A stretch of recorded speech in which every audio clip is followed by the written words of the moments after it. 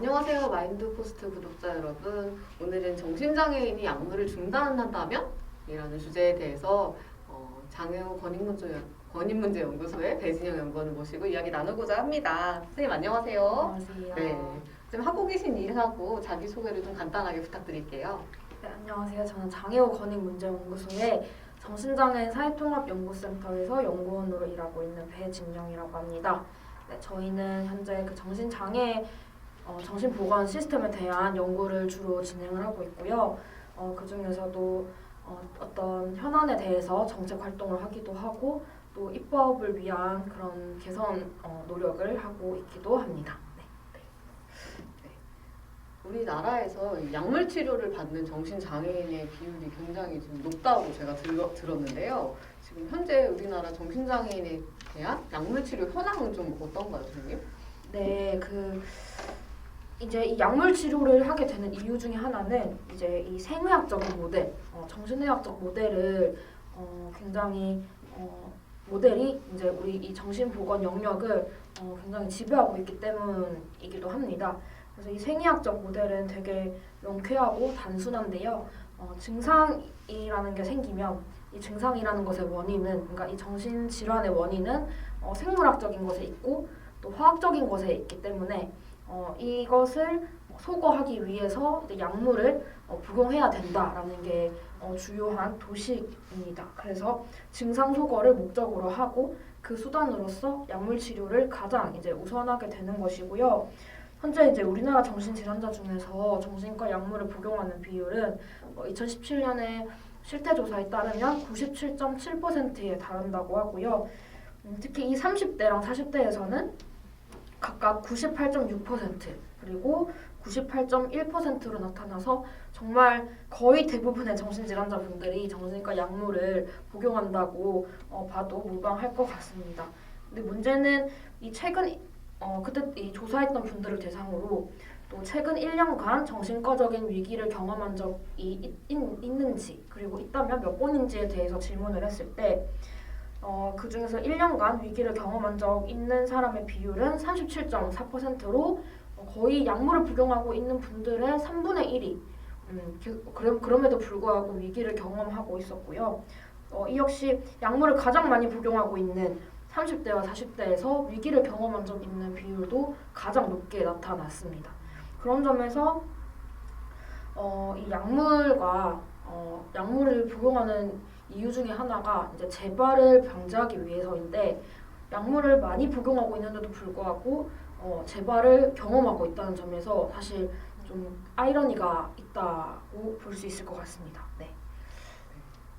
그러네요. 굉장히 좀 이상한 앞뒤가 맞지 않는 지금 상황인 것 같은데 그렇다면 실제로 약물이 진짜로 유용하냐가 궁금해지는 것 같아요. 이거와 관련해서 좀 연구 결과들을 좀 소개해 주실 수 있으실까요? 네, 사실 이 약물의 효과성에 대한 연구는 굉장히 많이 존재하는데요. 특히 이제 외국에서는 한때 이런 약물의 유용성을 입증하기 위해서 약물을 복용하는 집단과 약물을 복용하지 않은 집단을 일정 기간 동안 추적해서 서로 비교하는 그런 연구들이 굉장히 많이 이루어졌습니다. 그래서 이제 이 6개월에서 2년 정도 약물을 복용한 사람과 약물을 복용하지 않은 정신장애인 분들을 서로 추적해가지고 그 재발률을 비교를 한 연구들에 따르면요. 이제 약물을 복용한 집단은 0에서 68% 정도 재발을 했다면 약물을 복용하지 않은 집단은 19에서 89%가 재발을 했다라는 그런 결과들이 종합하면 그렇게 나오거든요. 그래서 요약하자면 이제 약물을 복용한 집단이 약물을 복용하지 않은 집단보다 6개월에서 2년 정도는 재발을 덜 한다. 그러니까 약물을 복용하는 게 조금 더 효과적이다라는 그런 연구 결과들이 많이 있습니다. 그리고 뭐 취업 활동에 대해서도 이제 좀 연구들이 이루어져 있는데요. 이 연구도 이제 6개월에서 2년 정도의 기간을 두고 약물을 복용한 사람과 그렇지 않은 사람들을 비교했을 때 약물을 복용한 사람들이 증상이 좀 더 안정되고 인지 기능도 좀 더 올라가고 또 사회적인 기능도 좀 올라가고 그로 인해서 직업 기능이 더 좋거나 아니면 취업 상태가 증진되거나 뭐 이런 결과들이 나왔다고 하거든요. 네. 그래서 사실 이 6개월에서 2년 정도 약간 단기간 정도 바라봤을 때는 약물을 복용하는 사람이 그렇지 않은 사람보다 좀 더 회복에 가까운 듯한 네, 그런 연구 결과들이 존재합니다. 근데 근데 이제 이거를 이제 그 외국의 한 연구에서 분더링크라는 외국의 한 학자가 1년 6개월 정도 약물 집단과 비약물 집단을 서로 비교했을 때 약물을 복용하지 않은 집단이 이제 43% 재발을 했고 약물을 복용한 집단은 21% 재발을 했다고 해요. 그래서 약물을 복용하지 않은 사람이 복용한 사람보다 2배 정도 재발률이 높다라고 이제 1년 6개월 추적 연구에서는 그렇게 결과가 나왔는데 근데 이 똑같은 사람들을 데리고 7년 추적을 하는 그런 연구를 합니다. 그래서 근데 이제 7년 정도 추적을 하니까 이 결과가 완전히 상반돼서 나오는 거예요. 그래서 7년 뒤에는 오히려 재발률에 서로 차이가 없고 그리고 기능적으로 이제 기능이 좀 더 완화가 된 사람은 약물을 복용하지 않은 사람들이었어요. 그래서 약물을 복용한 집단은 기능적 완화가 한 19.6%로 나타난 반면에 약물을 복용하지 않은 집단이 기능적 완화가 46.2%로 거의 2배 정도 더 많이 기능이 좋아졌다라고 하고요. 그리고 회복률도 약물을 복용한 사람들은 17.6%였는데 약물을 복용하지 않은 사람들은 40.4%가 이제 회복을 해서 이거 역시 거의 2배가 넘는 회복률을 보여줬다고 해요. 그래서 이런 것들을 이제 종합하자면 단기간 약물을 복용하는 것은 어느 정도 전반적인 측면에서 도움이 될 수 있지만 이게 뭐 7년, 10년, 20년 이렇게 장기간으로 약물을 복용하게 되면은 오히려 약물을 복용한 사람이 약물을 복용하지 않은 사람보다 재발률도 거의 비슷하고 기능이나 회복률은 오히려 떨어질 수가 있다고 볼 수 있을 것 같습니다. 그래서 이런 장기간 추적 조사를 한 연구가 그렇게 많지 않지만 대부분의 연구 결과에서 이와 같은 맥락의 결과를 보여주고 있고요. 그런 점에서 사실 많은 당사자분들이 처음 정신질환의 진단을 받게 되면 정신과 의사로부터 평생 약물을 복용해야 될 수도 있다. 짧으면 10년이고 길면 평생이다. 이렇게 그런 이야기를 많이 듣는다고 하시거든요. 근데 사실 이런 결과들을 종합해보면 장기간 동안 약물을 복용하는 것에 대해서는 그 필요성이 조금 의문점이 많이 남는 부분이기는 합니다. 네. 네, 그러네요. 이 약물의 장기 사용은 너무나 당연한 것으로 저는 생각하고 있었는데 이렇게 오랜 시간 동안 추적해보니 재발률에도 차이가 없고 사실은 어떤 사회적인 기능이나 인지적인 기능이 복용하지 않은 경우에 더 괜찮았다고 하니까 제가 생각했던 것과는 그러니까 기존에 알고 있던 것과는 조금 달라서 많이 놀랐어요. 실제로 그러면 정신장애인 분들의 약물 복용 경험에 대해서 좀 알고 싶은데요. 이런 이야기를 조금 연구하셨다고 해요, 선생님. 맞으시죠? 아, 네네. 네. 그래서 실제 정신장애인 분들의 약물 복용 경험에 대해서 조금 더 설명을 들어보도록 하겠습니다. 네, 제가 이제 제가 한 연구는 이제 당사자분들 중에서도 약물을 중단하신 분들을 대상으로 어떤 과정을 통해서 약물을 중단을 하게 되었고 그 결과가 어땠는지를 직접 좀 인터뷰를 하고 질적 연구를 하는 그런 연구를 했고요. 그래서 그 과정 속에서 사실 이분들이 이제 약물을 중단하기 전에 이제 약물을 복용했던 그런 경험도 어느 정도 이제 제가 알 수가 있었습니다. 그래서 그거를 말씀을 드리자면 먼저 이분들이 약물을 복용하게 된 이유는 당연히 이제 정신질환이 발생을 했기 때문인데 이분들이 약물을 복용했던 이유는 이 정신질환으로 인해서 자기가 가지고 있던 그 현실에서의 내가 갖고 있던 그런 자리를 다시 되찾기 위해서 다시 돌아가기 위해서 이제 약물을 복용을 하시게 된 거예요.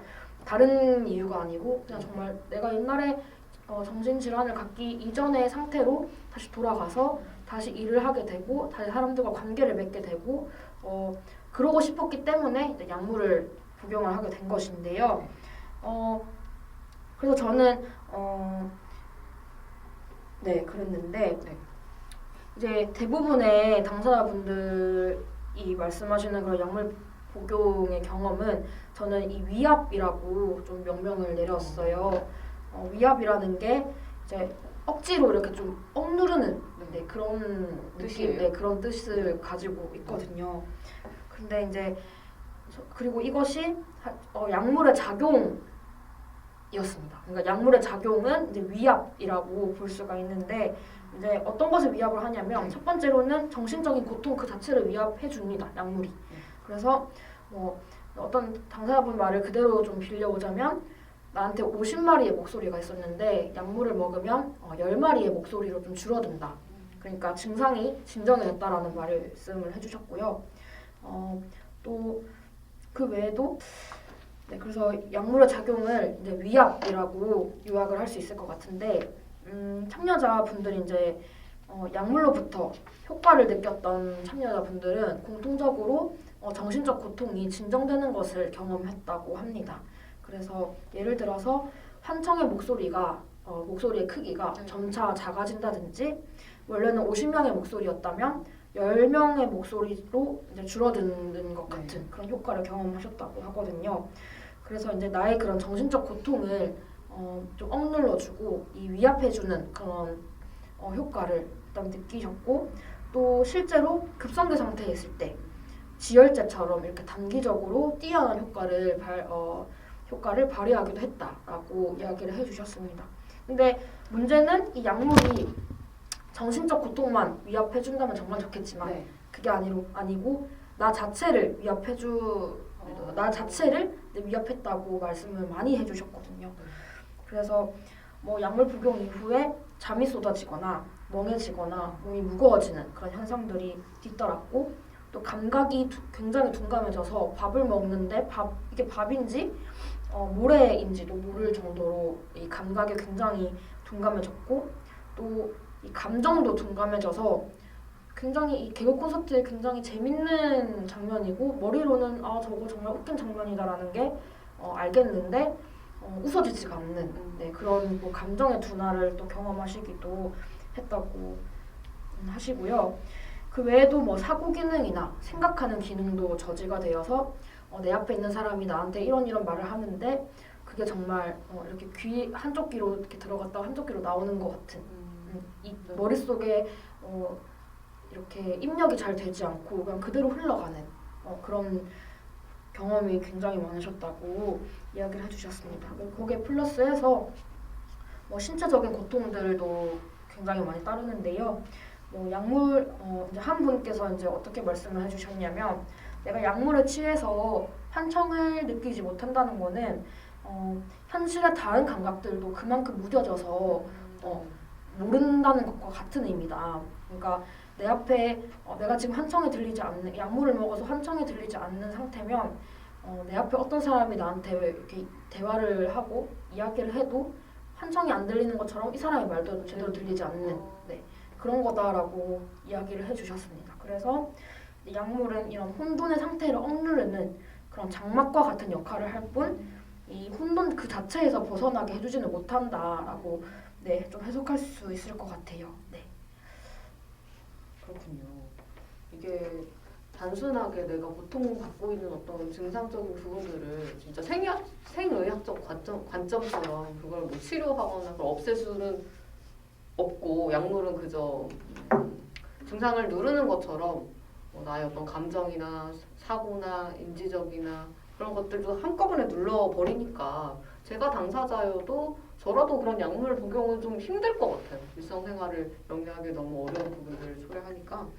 그래서 많은 분들이 약물을 사실은 중단하고 싶다라고 이야기하시는 것 같은데 이 약물을 중단한다는 거는 당사자분들에게 어떤 의미가 있는 걸까요? 네, 일단은 이 약물을 복용하는 것의 의미를 먼저 말씀드리자면은 약물을 이제 제가 아까 말씀드렸듯이 당사자분들이 약물을 복용하는 이유는 다시 나의 현실을 되찾기 위해서이거든요. 그래서 그런 목적이 있기 때문에 약물을 복용하는데 약물을 복용해도 내 현실이 계속해서 나랑 더 분리가 되는 그런 경험을 하시는 거죠.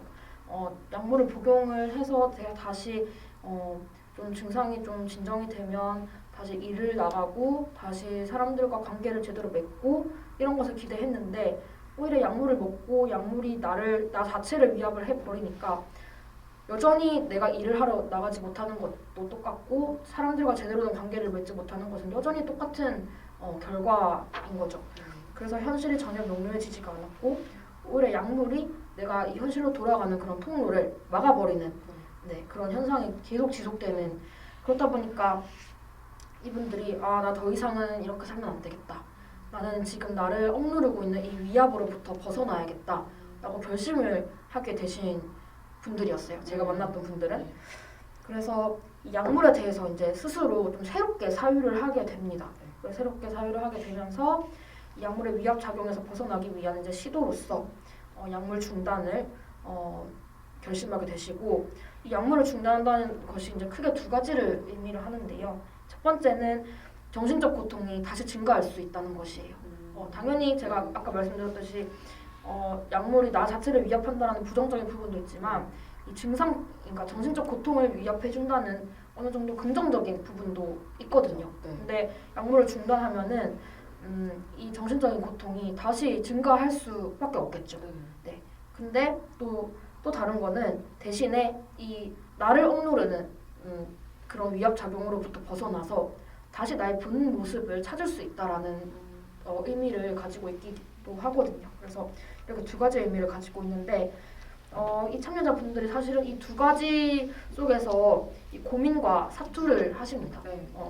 증상이 좀 심해지더라도 내 본 모습을 찾을 것이냐, 내 본 모습은 찾기 어렵겠지만 증상을 좀 억누를 것이냐, 이 두 가지 중에서 이렇게 저울질을 하면서 이제 고민을 하시는데 제가 이제 만났던 분들은 이제 결국에는 약물 중단을 결정을 하게 되신 분들이고요.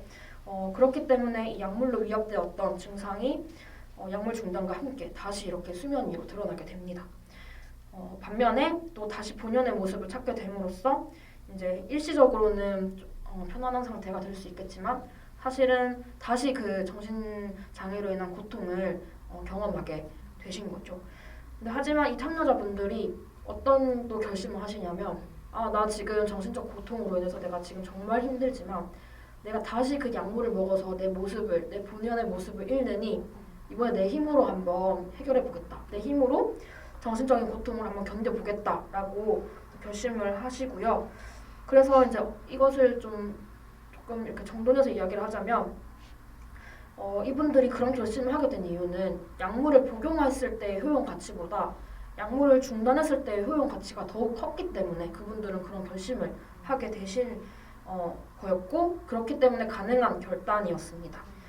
근데 이제 이때 이 효용 가치를 측정해주는 주체가 가족이나 의료진이나 이런 타자가 아니라 정말 당사자 스스로 그 효용 가치를 점검하게 되고 스스로 이렇게 비교하게 되면서 당사자 스스로에게 그런 주도권이 이제 전환이 되었고 그에 따라서 연구 참여자분들이 이 약물이라는 장막을 벗기고 이제 스스로 내 눈앞에 있는 이 혼돈과 현실을 이제 직면하게 되신 거죠.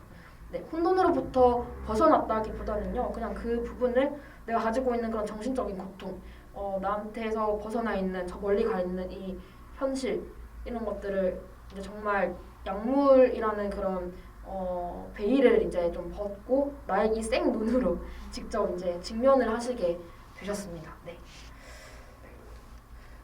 그런데 또 한편 의문이 또 드는 것이 이 정신장애인분들이 약물을 중단했을 때 과연 제대로 생활을 할 수 있는지가 조금 미심쩍은 부분이에요, 사실.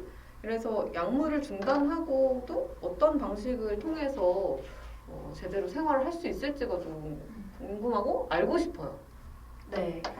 그래서 사실 정말 우여곡절이 많죠. 당연히 굉장히 힘든 과정이고 또 여러 가지 정말 많은 노력들이 필요한 부분인데 제가 만났던 분들은 정말 그런 좀 거의 도인 같은 거의 그런 분들이 아닌가 싶어요. 지금 생각하면. 왜냐하면 이 약물을 중단하고도 일상생활을 제대로 할 수 있기 위해서는 증상이 소거되었기 때문에 이분들이 제가 잘 생활하는 게 아니고 나한테 여전히 증상은 좀 있을 수도 있고 여전히 목소리가 들릴 수도 있고 하지만 그럼에도 불구하고 그런 상태에서도 일상생활을 잘 하게 되신 거거든요. 그래서 그러기 위해서 필요했던 게 첫 번째로는 좀 스스로를 굉장히 많이 통찰을 하셨던 부분이 있어요. 그래서 내가 가지고 있는 그런 정신적인 고통, 그런 혼돈의 상태를 약물로 덧씌워진 그런 시선이 아니고 이제 약물을 중단하셨기 때문에 이분들은 다시 이제 의식이라든지 사고라든지 이런 것들이 이제 명료해진 상태거든요.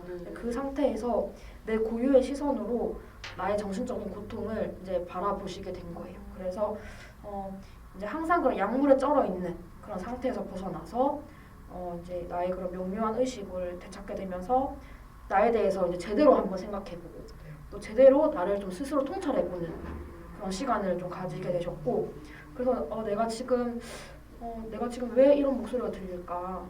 내가 지금 왜 이런 감정 상태에 놓이게 됐을까?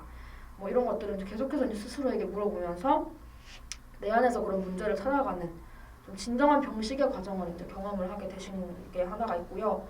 두 번째로는 또 이런 명료한 의식을 되찾게 되셨기 때문에 뭐 이런 분도 계셨어요. 내가 지금 경험하고 있는 건 정신적인 여러 가지 현상이나 그 관련된 내용들을 학문적으로 좀 탐구를 해보시는 분들도 계셨거든요. 그래서 뭐 나의 고통에 대한 그런 미스테리를 좀 이런 공부를 통해서 연구를 통해서 이제 풀어나가기도 했습니다. 그래서 나랑 비슷한 고통을 가진 다른 사람들의 경험을 나와 한번 비교해 본다든지 아니면은 정신과 관련된 그런 학문들을 좀 공부를 하면서 다방면의 그런 관점을 한번 습득해 본다든지 또 나한테 들리는 그런 환청의 내용을 좀 복기를 하면서 내 정신적인 고통을 분석한다든지 그리고 또 이런 분도 계셨어요. 나의 그런 정신적인 고통을 그냥 조현병, 뭐 조울증 이런 용어로 그냥 이렇게 퉁쳐버리지 않고 내가 지금 경험하고 있는 내 고통은 영혼을 느끼는 것이다.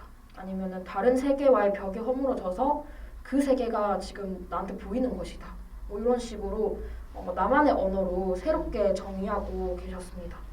그래서 이런 통찰, 공부, 뭐 정보 수집, 그리고 분석, 그리고 새롭게 정의하는 그런 과정이 저는 1년의 한 연구 과정이라고 좀 느껴졌거든요. 그래서 이런 연구를 통해서 이제 사실은 내가 가지고 있던 그런 정신적인 고통, 여러 가지 이전에는 알 수 없었던 그런 미스테리한 그런 현상들이 이제 더 이상은 나한테는 적어도 미지의 것이 아니고 이제 내가 정말 잘 아는 나의 하나의 부분이 이제 될 수가 있었던 거예요. 그렇다 보니까 지금 나한테 들리는 이 목소리는 현실이 아니고 그냥 환청인 것 같은데 그리고 저 사람이 지금 나한테 말을 하는 건 환청이 아니라 진짜 나한테 말하는 것 같은데 이런 것들을 점점 잘 구분하실 수 있게 되고 훨씬 더 이제 잘 알게 되신 거죠. 나의 하나의 어떤 부분으로서 그런 부분이 하나가 있었고요. 또 이제 또 하나가 더 있는 두 개가 더 있는데 세 번째로는 이제 잘 알게 되셨잖아요. 네. 무엇이 나의 정신적인 고통이고 무엇이 아닌지 이런 부분을 이제 잘 알게 되셨기 때문에 이제 더 이상 이 정신적인 고통에 의해서 내가 괴로워하거나 이거를 두려워하지 않아도 되겠다라는 것을 이제 함께 깨닫게 되십니다. 그래서 참여자분들이 연구에 참여해주신 분들이 자기 나름대로 설정한 그런 바에 따라서 이 정신적인 고통에 대한 정체를 알게 되셨고 그렇기 때문에 나한테 지금 환청이 엄청 들리는데 이거 들려도 사실은 나 안 죽어. 내가 그렇게 괴로워봐야 나 사실 죽을 정도는 아니야. 그리고 이 환청이 사실은 나를 어떻게 하지 못해. 그냥 이거는 진짜 환청일 뿐이야. 이런 식으로 이제 채택을 하게 되시면서 정신적인 고통에 의연해지시고 그냥 이제는 그런가 보다. 그러려니 이렇게 하게 되는 그런 태도를 가지게 되셨어요. 그리고 이제 마지막으로 이 혼돈과 이 현실 간의 그런 간극을 좀 인식을 하게 되셨는데 이게 어떤 거냐면 예를 들어서 정신적으로 이제 고통을 받고 계신, 그러니까 환청이 들리시는 분을 예로 들면 이제 이 명료한 의식으로 이런 고통을 스스로 분석하고 제대로 알기 전에는 뭐 예를 들어서 이 사람이 나한테 말을 하고 있는지 예를 들면 다시요. 예를 들면은 내 앞에 있는 사람이 나한테 이렇게 말을 걸고 있지 않은데도 불구하고 이제 환청이 들려서 이 사람이 나한테 욕을 했다라고 착각을 할 수도 있잖아요. 네, 그런 것들이 계속 이렇게 뒤엉키고 섞이면서 현실과 혼돈이 이제 구분되지 않는 경험을 굉장히 많이 하세요. 근데 이제 이 연구 참여자분들 같은 경우에는 이제 이런 혼돈과 현실의 그런 경계를 명확하게 인식을 하게 되셨고 그 사이에 어떤 간극을 인식을 하게 되시면서 이 현실이라는 그런 목적지를 제대로 이제 바라보게 되신 거죠. 그래서 뭐 타인들과 교류를 할 때도 주변 사람들이 야 너 그러면 안 돼 이거 다시요. 네. 주변 사람들이 나는 너한테 그런 말 한 적 없어. 그거 너한테 목소리가 들린 거일 거야. 이렇게 이야기를 해준다든지 뭐 여러 가지 조언이나 피드백을 해준다든지 사람들과 관계할 때는 그냥 이렇게 하는 게 더 좋아요 뭐라든지 이런 여러 가지 피드백을 들음으로써 그동안 내가 얼마나 현실로부터 좀 떨어져 있었는지를 깨닫게 되셨다고 하거든요. 네, 그래서 내가 다시 현실로 돌아가기 위해서는 지금 내가 이만큼 떨어져 와 있으니까 조금 더 노력해서 저까지는 좀 가야 되겠다라는 거를 이제 알게 되시고 알게 되셨죠. 네, 그래서 타인들과의 교류를 통해서 아니면 내 스스로 좀 통찰을 통해서 그런 간격을 인식하고 얼만큼 더 나아가야 되는지를 알게 되셨다고 합니다. 네. 그래서 이제 이분들이 이제 약물을 중단하고 이제 정신적인 고통을 이제 나의 시선으로 이제 바라보게 되셨잖아요. 이제 그 다음의 단계가 정말 이 현실로 다시 돌아가는 그런 과정이 이제 있었어요. 그래서 이거 현실로 다시 돌아가기 위해서는 이제 두 가지 나침반이 필요했습니다. 첫 번째가 인지적인 나침반이고 두 번째가 정서적인 나침반인데요. 이제 인지적인 나침반은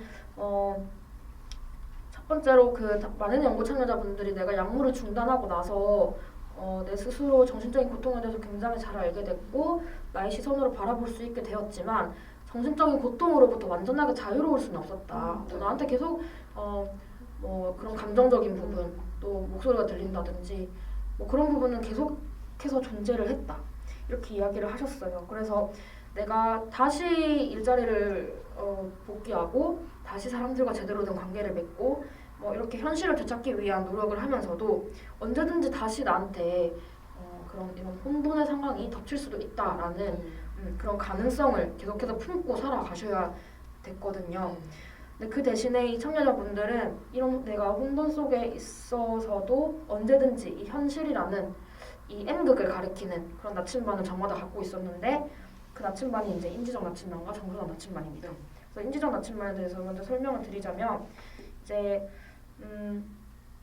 뭐 내가 좀 정신적인 고통이 악화되기 전에 나의 전조 증상이 뭔지를 미리 좀 알 수 있는 그런 알아차릴 수 있는 그런 단서들을 각자 대충이라도 각자 이제 좀 저마다 갖고 계셨고요.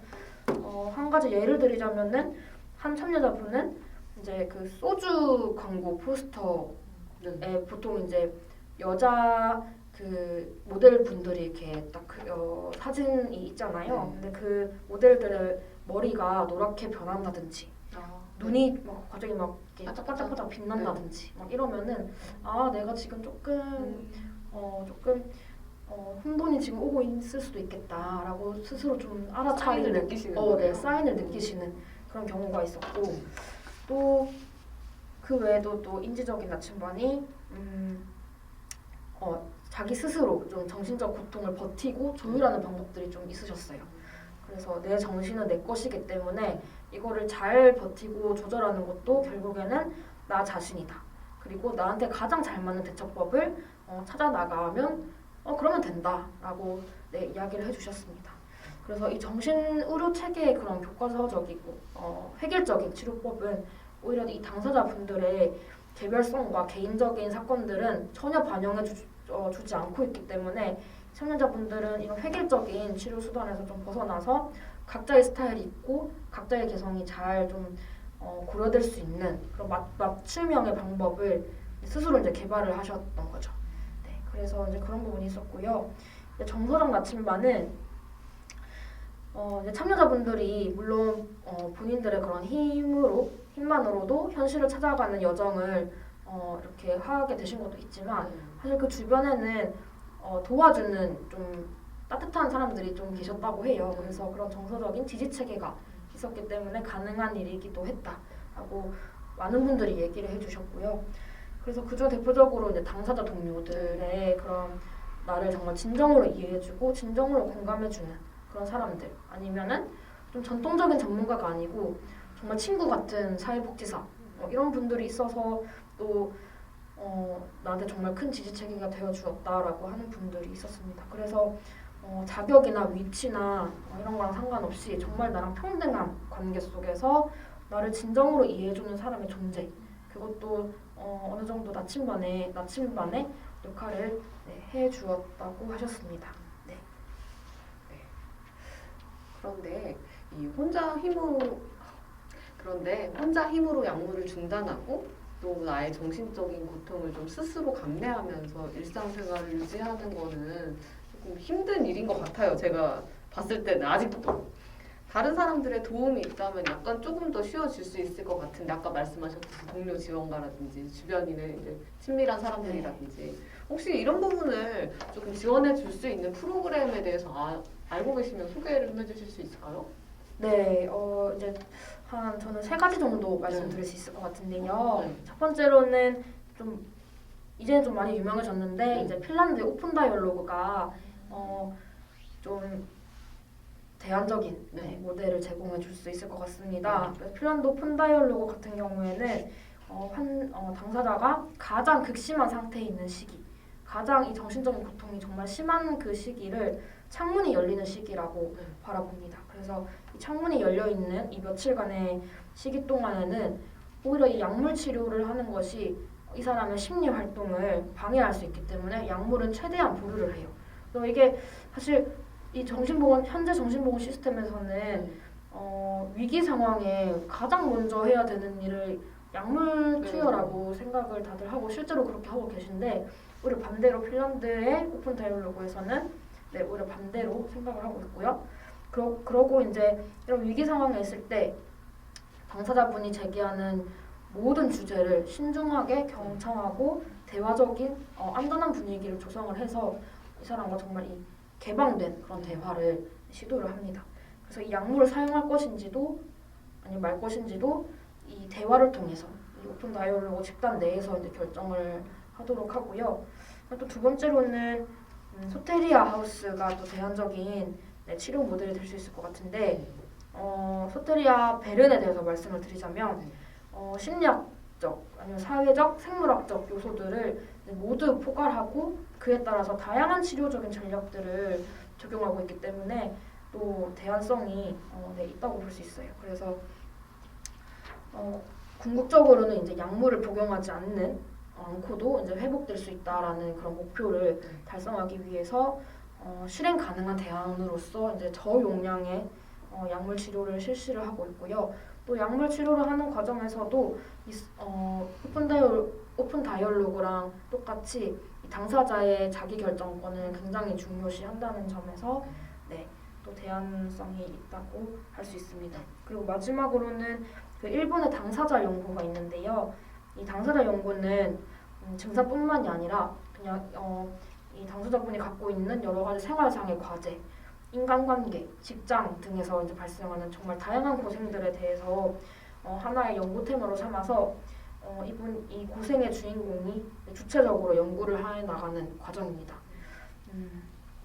그래서 이분이 놓여있는 그런 고생의 이면에 있는 의미나 패턴이나 구조를 스스로 그리고 동료들과 함께 파악을 하고요.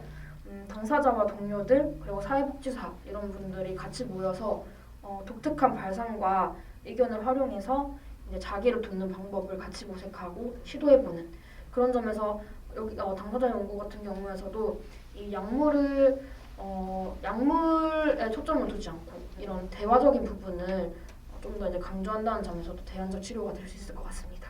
네. 소개해주신 지금 오픈 다이얼로그 소테리아 하우스 당사자들 모두 당사자의 목소리, 당사자의 생각, 의견을 중심으로 하는 진짜 대안적인 프로그램인 것 같습니다. 네. 오늘은 배진영 선생님을 모시고 정신장애인에게 약물 중단의 의미, 또 약물을 중단한 분들의 이야기, 그리고 대안적인 치료 모델 세 가지에 대해서 간단하게 이야기를 나눠보는 시간을 가졌습니다. 시간을 마무리하면서 초청하신 선생님의 이야기를 끝으로 마치도록 하겠습니다. 네, 사실 제가 이렇게 정신장애인 분들 중에서도 약물을 중단하신 분들을 대상으로 연구를 하게 된 이유는 정말 제 주변에 많은 당사자분들이 정신과 약물을 복용하고 있는데 그런데도 불구하고 계속해서 정신적인 고통을 경험하고 계시더라고요. 사실 제대로 잘 알지 못하고 당사자분들을 만나기 전까지만 해도 약만 먹으면 다들 정말 편안해지시는 줄 알았어요. 다들 더 이상 환청도 제대로 안 들릴 줄 알았고 정신적인 고통이 굉장히 많이 경감이 되고 그럴 줄 알았는데 약을 먹고 계신데도 환청은 계속 들리고 계속 뭐 우울감이 느껴지시고 또 일자리를 구하기도 힘들고 그냥 똑같은 거예요. 근데 이게 정말 이상한 것 같아서 왜 이런 일이 발생하나 그런 부분을 좀 탐구하기 위해서 이런 연구를 하게 됐고요. 그러면서 이제 정말 지금 현재 정신보건 시스템 그리고 이 생의학적인 모델 위주로 돌아가는 이 정신보건 시스템이 굉장히 문제가 있다라고 많이 느꼈습니다. 그래서 이제는 좀 대안적인 모델이 정말 필요한 시점이라고 느꼈고 대안적인 모델이 굉장히 지금 이 시점에서는 정말 진보적이고 좀 시도하기 어렵다라고 생각이 많이 드실 수도 있을 것 같아요. 근데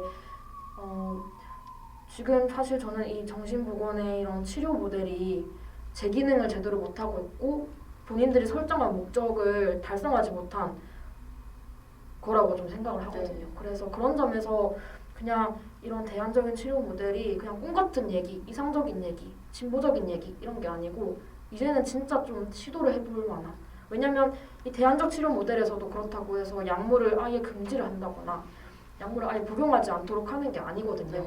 약물을 적정 수준 복용을 하되 그것이 당사자분들의 의사에 맞게 아니면은 무조건적인 게 아니고 정말 충분한 고려와 생각과 대화에 기반해서 약물을 복용하도록 하는 것이기 때문에 전혀 반의학적이라든지 의학 모델을 아예 부정하는 거라든지 이런 모델이 아니에요. 그래서 그런 이상적이고 진보적인 이야기인 게 아니고 이제는 진짜 우리가 한 번은 검토해 볼 만한 좋은 사례라고 생각을 하기 때문에 그런 변화가 좀 도래하기를 희망합니다. 당사자분들에게 여러 가지 선택권을 드릴 수 있는 사회가 좀 이제 되었으면 좋겠습니다. 긴 시간 동안 이야기해주신 선생님 너무 감사드리고요.